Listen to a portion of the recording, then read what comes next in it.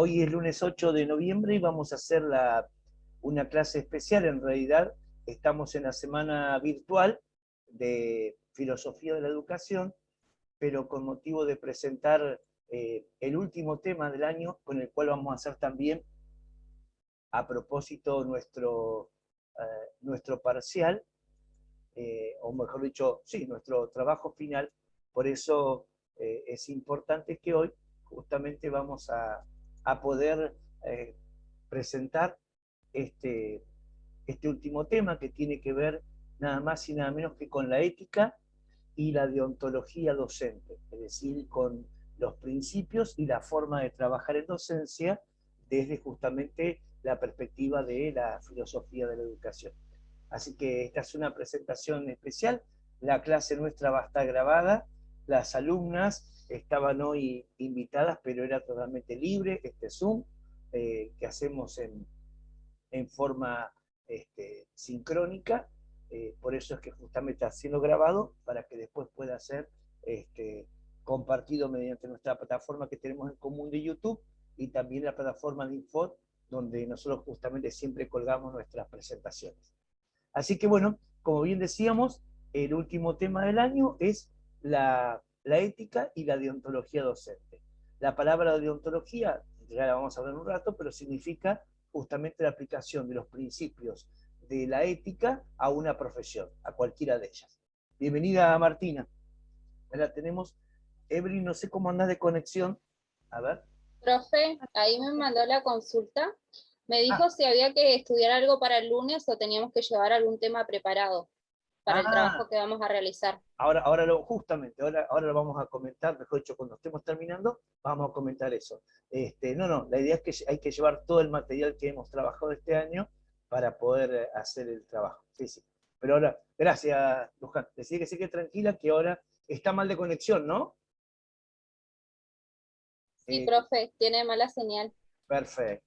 Bueno, vamos a comenzar entonces, sí, porque vieron que es cortito. Hoy tenemos solamente 40 minutos o un poquito menos. Es simplemente para la presentación muy breve, porque el tema es muy importante, pero no es para nada compleja la presentación del tema.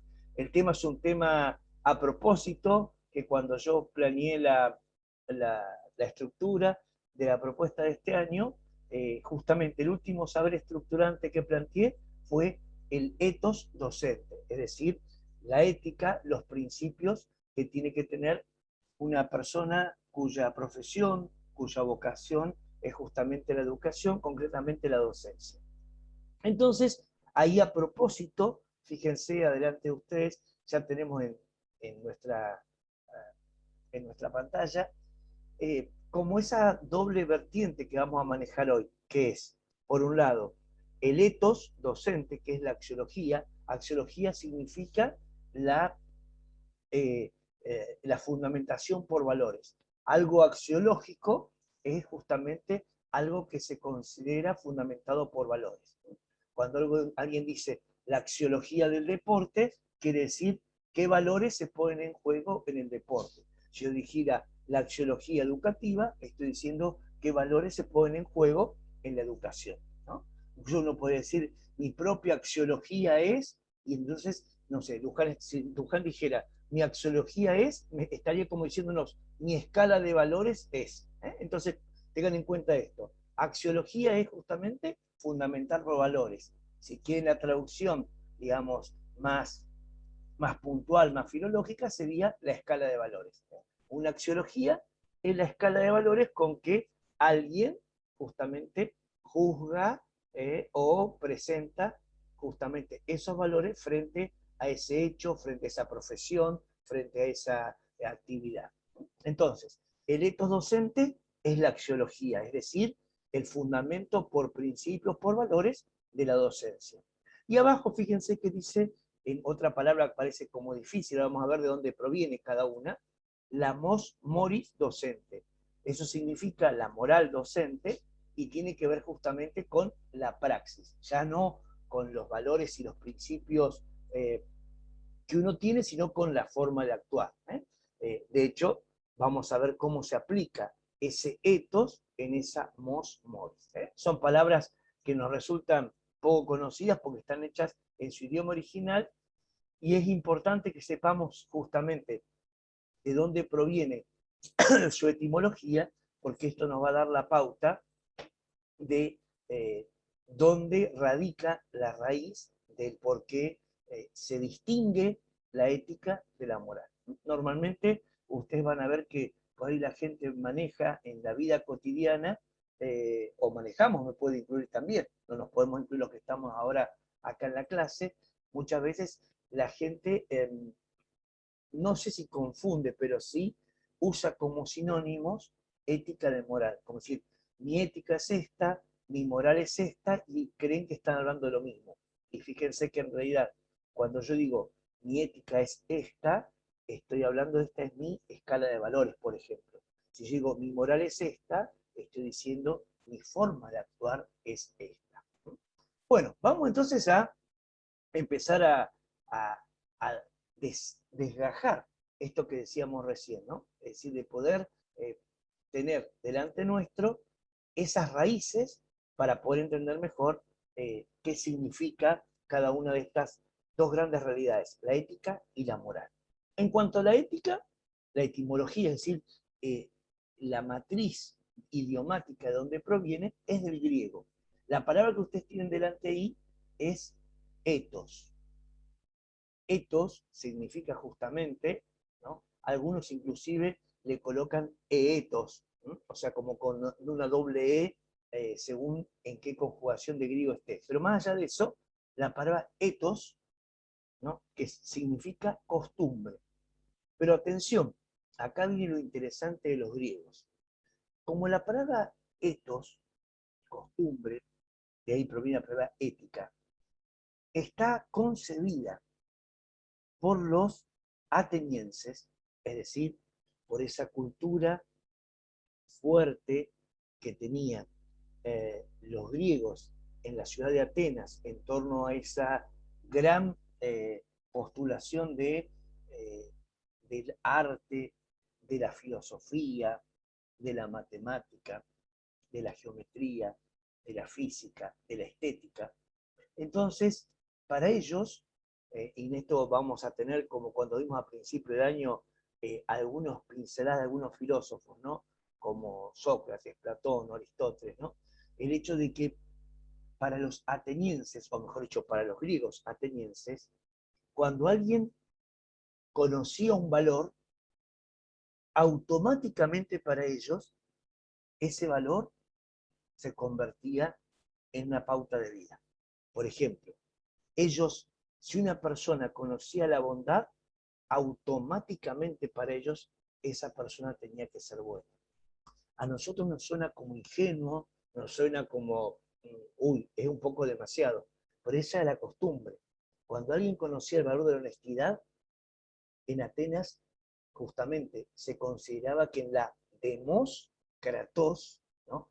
En el gobierno del pueblo, en la democracia, nadie podía robar, porque al haber conocido la demos kratos, es decir, que todos podemos gobernar, nadie se le ocurriría, que a nosotros nos parece, repito, hoy ingenuo, y hasta diríamos, entonces, ¿cómo existe la corrupción? Bueno, en la mentalidad de los atenienses era imposible que existiera la corrupción, porque si una persona conocía el buen actuar en demócratos, en democracia, no podía ir en contra de la democracia. O sea, si alguien conocía justamente el actuar bien en el gobierno del pueblo, la democracia, no podía actuar en contrario a esto, tenía que actuar en consecuencia. Por eso, atención, esto es importante. La palabra ethos, para los griegos atenienses, que de ahí proviene la palabra ética, era no solamente costumbre, era buena costumbre. O sea, para los griegos era, yo conozco un principio y automáticamente ese principio yo lo actúo como es. No puedo ir en contra de ese principio. Yo conozco la fidelidad y voy a ser fiel. Yo conozco la bondad y voy a ser bueno. Yo conozco la honestidad y soy honesto. Por eso fíjense que la filosofía,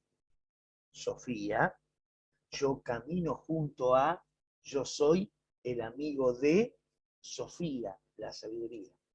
Porque yo conozco la sabiduría, me hago amigo de ella. O sea, en la mentalidad griega era importante que siempre la ética tenía que ver con, ahora sí lo decimos, los valores. O sea, no había una antiética. No se podía hablar de ética y de un antivalor. Esto es importante tenerlo en cuenta porque nos va a servir a nosotros justamente para ver la esencia de la ética, ¿no? Y cuando justamente la ética se traiciona. Cuando la ética, si uno va a estas raíces, uno dice, la pucha, vuelvo al tema que recién comenté, ¿no? Eh, Sergio, vos decís que para los griegos la demos kratos, es decir, la democracia, demos, pueblo, kratos, gobierno. El gobierno del pueblo, digamos, era todos somos corresponsables de lo que hacemos con nuestra comunidad.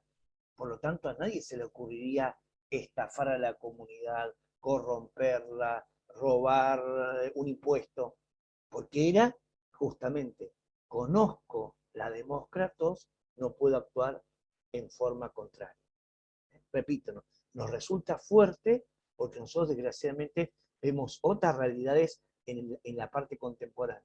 Pero para los griegos atenienses era muy fuerte esto, por eso fíjense que con la envidia que le tienen a Sócrates, como Sócrates justamente era un filósofos, un amigo de la sabiduría, y enseñaba mucho a los jóvenes la parte del ethos, es decir, de las buenas costumbres, de los valores. Claro, para mucha gente que capaz que tiene una segunda intención, no era bueno que los jóvenes empezaran a tener este tipo de valores porque podía justamente atentar contra eh, otro tipo de poderes. Entonces, a Sócrates inclusive lo ponen preso, fíjense lo terrible de la denuncia, ¿no? Por corrupción de menores. Pero no la corrupción de menores en cuanto a la sexualidad, que uno por ahí, la gente se tiende a ir a ese tipo de, digamos, de imágenes de corrupción de menores. No, no. Para ellos justamente corrompía a los menores porque les enseñaba estas ideas que eran propias de la matriz ateniense, ¿no? Yo conozco el bien y actúo el bien. Yo no puedo conocer el bien y actuar mal. Y se ve que ya empezaba en Grecia el bichito justamente de esta doble vida, estos dobles valores. Entonces había que sacarse a Sócrates de encima porque él justamente educaba en la ética verdadera. Y a muchos, por sus intereses, evidentemente no le convencían. Entonces, acá tenemos que la ética, en su raíz etimológica griega, proviene de la palabra ethos, que significa costumbre, pero el significado verdadero para un griego, costumbre era decir buena costumbre, ya le tenía incorporado el adjetivo de bueno. Y ahora sí, ahí coloco para que nos quede como registro, de ahí en más, la ética van a ser los principios, los valores, las ideas fundamentales, las cuales justamente son como innegociables, intachables, son sagradas, ¿no? Esa va a ser la raíz verdaderamente etimológica. La ética son los principios, los valores, vuelvo al textual, las buenas costumbres. Ese buena se lo agregamos nosotros para entender la mentalidad griega, pero en realidad sabemos que los principios tienen que ser buenos, los valores tienen que ser buenos. No hay una manera de que el principio, el fundamento o el valor sea malo. Aquí tenemos entonces la primera palabra que nos va a servir justamente para afrontar nuestro tema, nuestro saber estructurante del ethos, ¿no? De la ética docente. Vamos entonces ahora a hacer la versión complementaria, es decir, vamos a buscar la segunda palabra. Recibimos ética, ahora vamos a ver brevemente la palabra moral. Entonces, para ver la palabra moral, también vamos a ir a su etimología. Vamos a ir a su principio, a su raíz de en qué idioma o en qué cultura nace y qué es lo que significa. Miren qué interesante. La etimología de moral viene del latín, ¿no? Es decir, de la lengua que utilizaban los romanos, ya no los griegos, la civilización romana. Y el latín tiene por costumbre, hasta el día de hoy, por más que sea una lengua mal llamada muerta o en bajo uso, ¿no? De hecho, por ejemplo, todavía sigue siendo, por la raíz que ha tenido la Iglesia cristiana católica en Roma, sigue siendo la lengua, digamos, matriz de la Iglesia católica actual, ¿no? Cuando la Iglesia, lo que nosotros llamamos el Vaticano, ¿no? Tiene que sacar un documento, hasta el día de hoy, todos los documentos originales de la Iglesia católica son en latín, ¿no? Y, y acá eso de que ese mos moris, en realidad es una misma palabra, pero en latín siempre las palabras cuando se enuncian, así como yo coloco mosca, como coloco abeja, como coloco el verbo, no sé, nacer, ¿no? Y en un diccionario nuestro, para los latinos, las palabras, cuando había que colocarlas para enunciarlas, se colocaban conjugadas. Es decir, acá dice mos moris. Mos significa costumbre y moris significa de las costumbres. Es como si que yo dijera, se coloca cada palabra según la primera persona del singular, como decir yo, ¿no?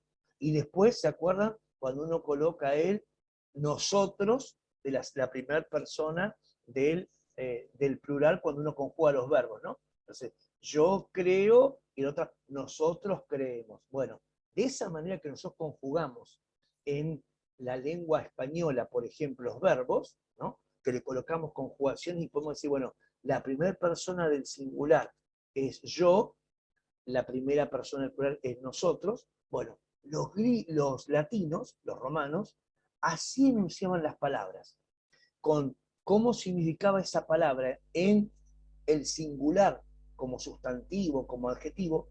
Mos significa costumbre. Y la segunda vez la colocaban al costado como si fuera esa palabra conjugada, como si fuera un plural, como sería para nosotros nosotros. Entonces, mos sería costumbre y moris es de las costumbres, o si quieren, sobre las costumbres. Bien, o sea que aparentemente ética y moral, ética en latín, en griego, y moral en latín, significan la misma palabra, costumbre. Pero atención, dijimos que en el caso de los griegos, el ethos, ¿no? La ética, era a nivel abstracto, era a nivel de principios, era a nivel de valores. En cambio, fíjense acá la diferencia. Acá le llaman costumbre los latinos, pero le llaman no al principio, no al valor, no a la idea, sino a la forma de vivir. Es decir, como si yo dijera, la mos moris, es decir, la moral, es la aplicación en la vida de los principios o del ethos. La ética es lo abstracto, los principios, los valores, las ideas. Mientras que la moral, a pesar que la palabra significa lo mismo en otro idioma, no va a lo abstracto, a la idea, va a cómo se aplican esos principios. Entonces, miren qué interesante, la moral es la forma de vida. O, como les pongo ahí en la diapositiva, la forma de comportarse.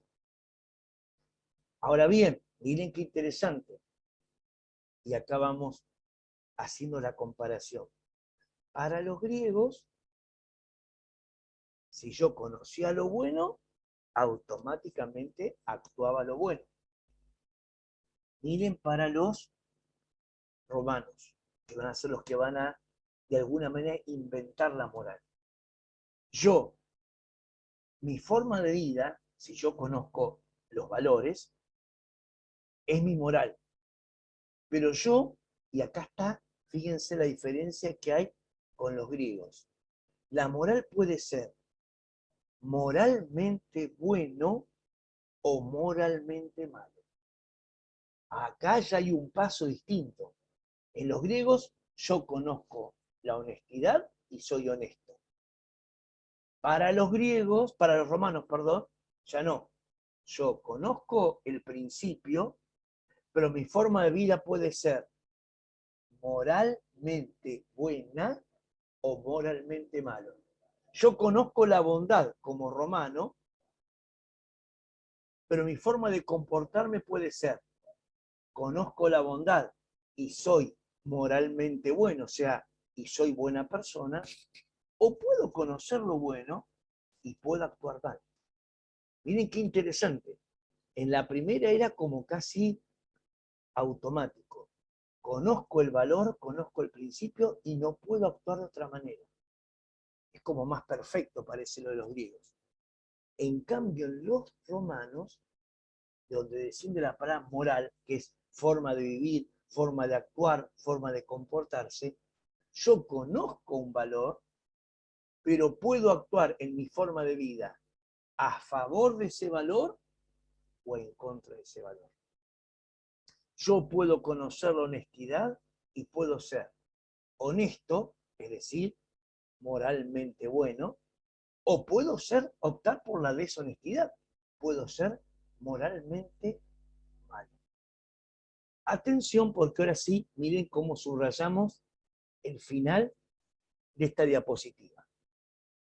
Cuando de ética pasamos a moral, miren lo que les puse abajo, entra en juego la famosa coherencia.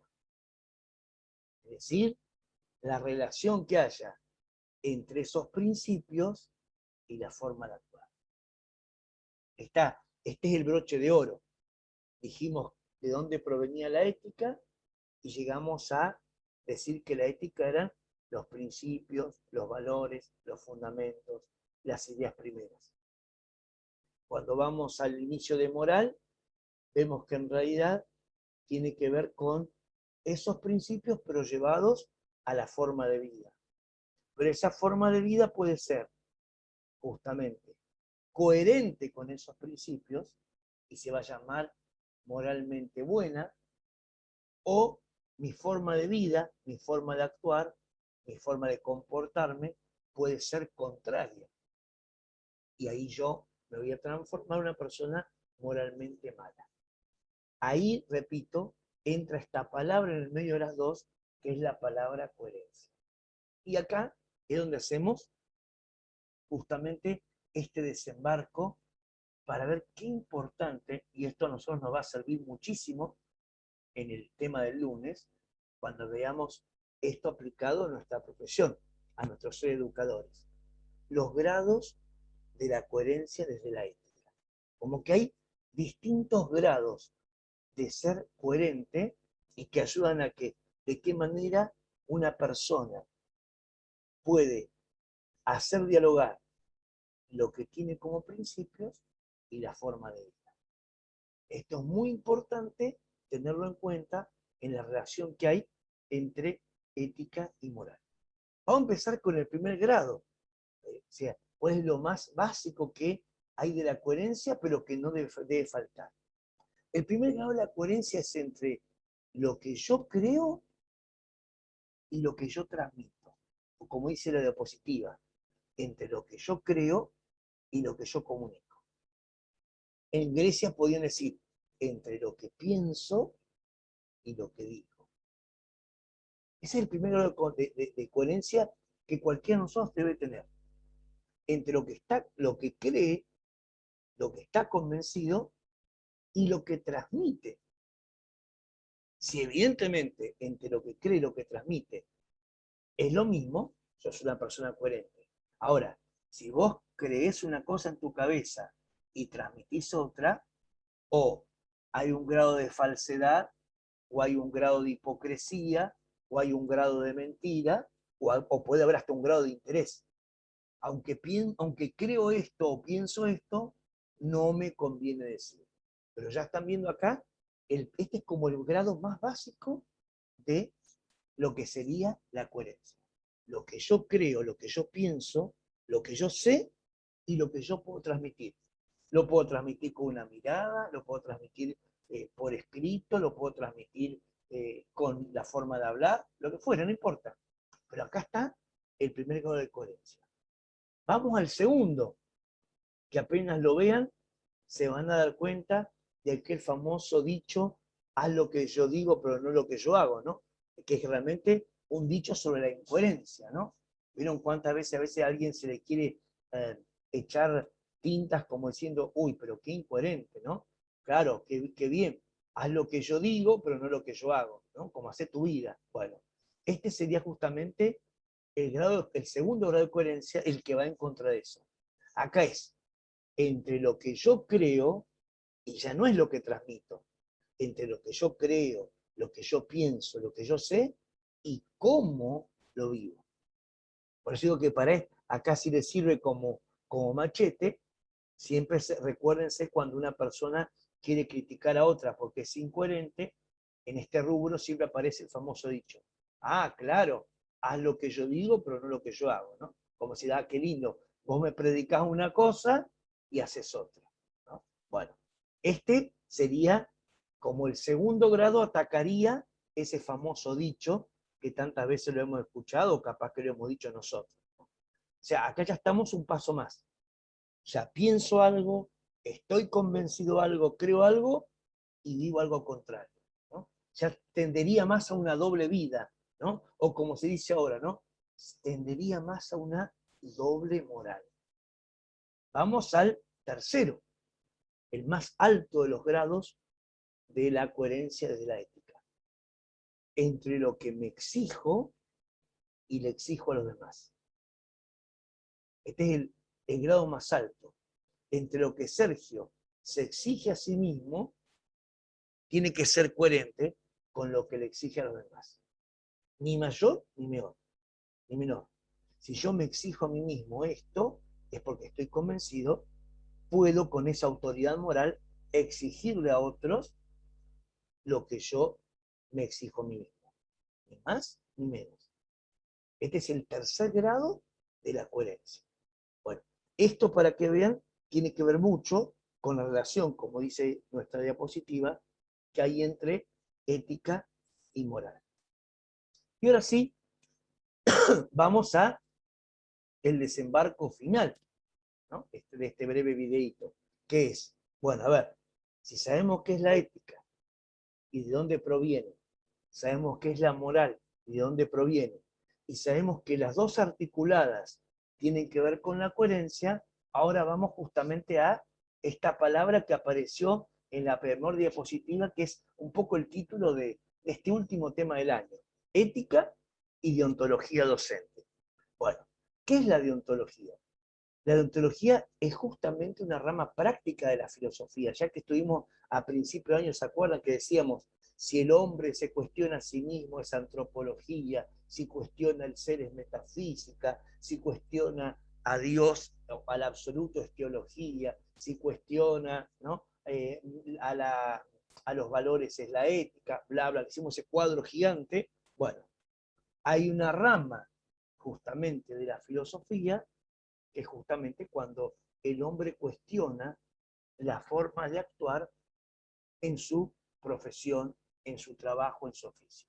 Entonces, ahí les pongo a propósito una definición para nosotros de la deontología. Es la aplicación de los principios éticos, de los valores éticos, que se consideran los más apropiados para un actuar moralmente bueno en el ejercicio de una profesión. Es decir, si yo tuviera que hablar de una deontología docente, sería qué principios éticos, qué valores, ¿no? Qué fundamentos yo considero que son apropiados para poder juzgar, analizar el actual de un docente de un educador para que sea moralmente bueno. Acá está como la deontología es esa aplicación de la ética a la moral, pero de una profesión, de un oficio.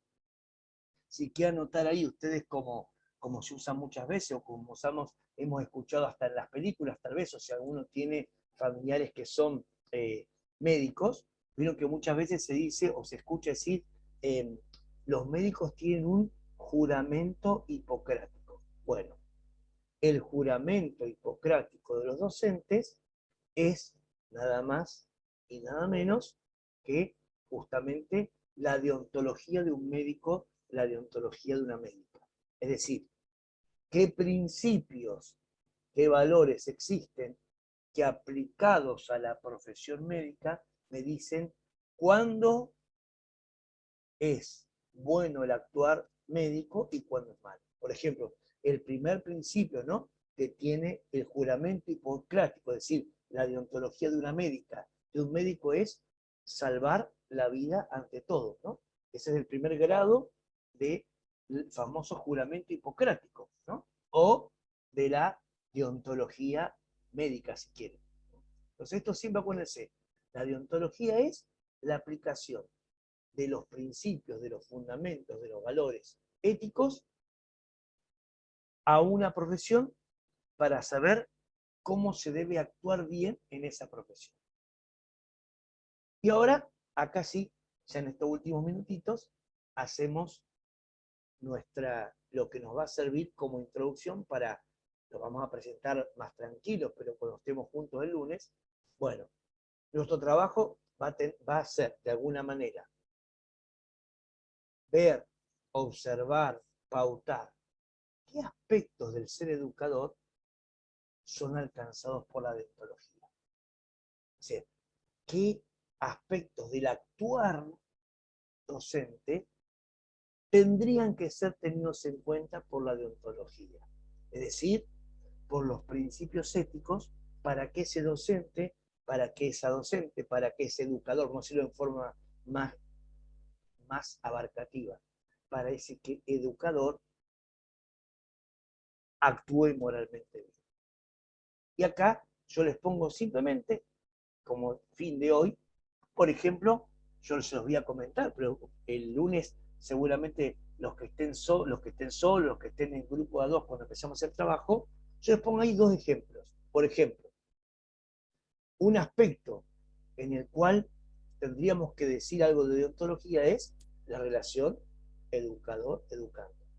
¿Qué principio ético o qué principios éticos o qué fundamentos o qué valores no pueden faltar para que la relación educador-educando sea moralmente buena? Otro les puse ahí yo, fíjense como un ejemplo. El compromiso sería, vamos a poner, docente con el saber. Bueno, nos tendríamos que preguntar, ¿qué principios, qué valores, qué fundamentos existen para que el compromiso de un educador con el saber sea moralmente bueno? Bueno, esta es, de alguna manera, la síntesis, respetando los tiempos que hemos pautado hoy, de la presentación de este tema. Ética y deontología docente. Es decir, lo que este tema plantea y que es el cierre del año y al cual nosotros justamente el lunes cuando nos juntemos para hacer juntos el trabajo práctico como final o integrador, que va a ser con nuestro parcial, pero integrador es, vamos a construir, ¿no? Algunos lo van a hacer solos o solas porque lo quieren hacer así, otros lo podrán hacer hasta en parejas, pero vamos a construir esta deontología docente, esta especie de decálogo, si quieren, por dar una manera, ¿no? Esta serie de principios éticos que se van a aplicar a algunos rubros de nuestra profesión, como puse ahí, relación educador-educando, compromiso con el saber, etcétera, etcétera, etcétera, para que armemos justamente, este es el proceder moralmente bueno que un educador debería tener para ser coherente con los principios éticos. Esta es un poco la síntesis de este último tema, que es muy atrapante, es bien, perdón, es bien carnoso, digamos, y a su vez es el mejor tema para cerrar el año. ¿eh? Así que bueno, ahí dejo de compartir pantalla. Gracias Luján, gracias Evelyn, Martín, Anto. Igualmente recuerden que ahora dejo de grabar, pero inmediatamente lo paso a YouTube para que lo podamos tener todos en nuestra plataforma. Así que, bueno, nos vemos si Dios quiere el jueves, también con un sistema similar para comunidad eclesial. Bueno, pues muchas gracias.